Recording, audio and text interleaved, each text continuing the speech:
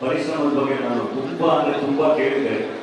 ಈ ಥರದ ಕಾರ್ಯಕ್ರಮಕ್ಕೆ ನಾನು ಇನ್ವೈಟ್ ಮಾಡಿದ್ದಕ್ಕೆ ಥ್ಯಾಂಕ್ ಯು.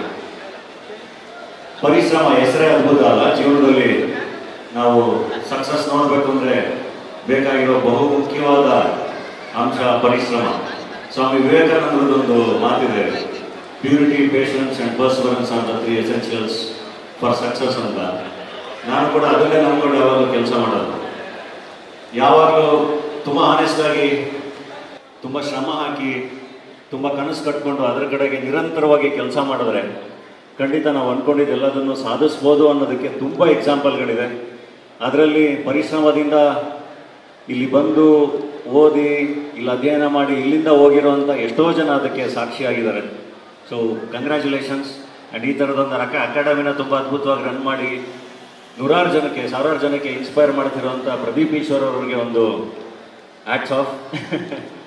ಸೊ ನಿರಂತರವಾಗಿ ಕೆಲಸ ಮಾಡಿ ಅಷ್ಟೇ, ಅದೊಂದೇ ಹೇಳೋದು. ಆ್ಯಂಡ್ ನಾನೊಂದು ಡಿಸಿಷನ್ ತೊಗೊಂಡಿದ್ದೀನಿ ಮೊನ್ನೆಯಿಂದ, ಆದಷ್ಟು ಒಂದು ಸ್ವಲ್ಪ ಸೋಷಿಯಲ್ ಮೀಡಿಯಾನ ಕಮ್ಮಿ ಯೂಸ್ ಮಾಡೋಣ ಅಂತ. ಅದೇನಾಗುತ್ತೆ, ಕಂಪ್ಲೀಟಾಗಿ ಕಳೆದೋಗೋದೇ ಗೊತ್ತಾಗಲ್ಲ ಇನ್ಸ್ಟಾಗ್ರಾಮ್ ರೀಲ್ಸಲ್ಲಿ ಅಥವಾ ಟ್ವಿಟರಲ್ಲಿ, ಫೇಸ್ಬುಕ್ಕಲ್ಲಿ ಎಲ್ಲ.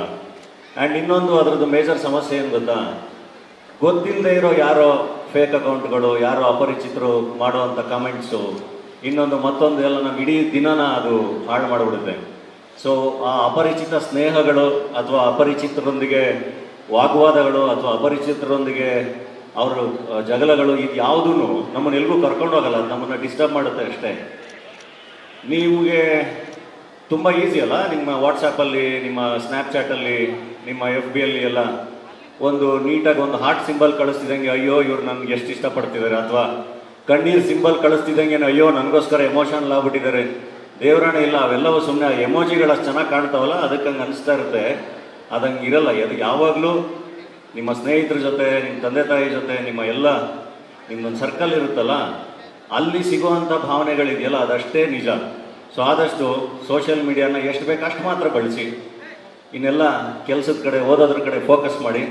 ತುಂಬ ಒಳ್ಳೆಯದಾಗುತ್ತೆ. Thank you.